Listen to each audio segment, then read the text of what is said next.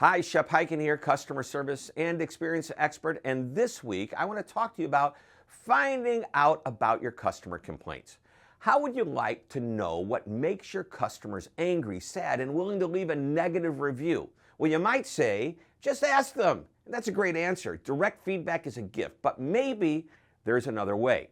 Well, I had to sit down with Michael Podolsky, the CEO of PissedConsumer.com, a sounding board for consumers to leave comments and reviews when they can't get the customer service they want or they deserve.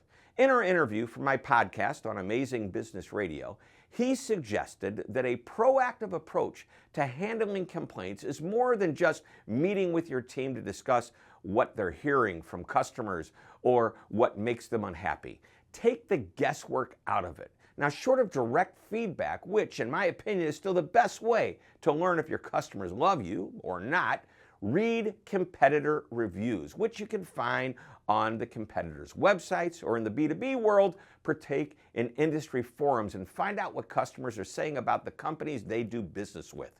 In addition to looking at competitor websites and industry forums, monitor social channels for mentions of your competitors. While most companies practice social listening for their own brands, paying attention to social mentions about your competition gives you a broader insight into what's happening in your industry. Based on what you learn, create a complaint prevention checklist. For example, if customers frequently complain about long hold times when calling your competition's customer support, examine your own company's response time. If customers are frustrated by your competition's complicated return policies, make sure you're not guilty of the same.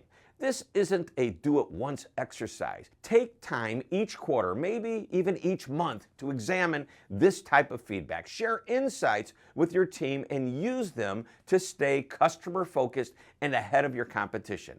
Consider there are two areas you want to compete on: providing a better customer experience and having fewer complaints. Although, in a perfect world, you would have no complaints. In my book, I'll Be Back, How to Get Customers to Come Back Again and Again, one of the 6 strategies I cover in the final chapter is to find out what your competition does well and adapt to your company. Well, don't copy, but use their ideas for inspiration to make it your own. And if you pay attention to Podolsky's advice, you'll also want to find out what your competition isn't doing well.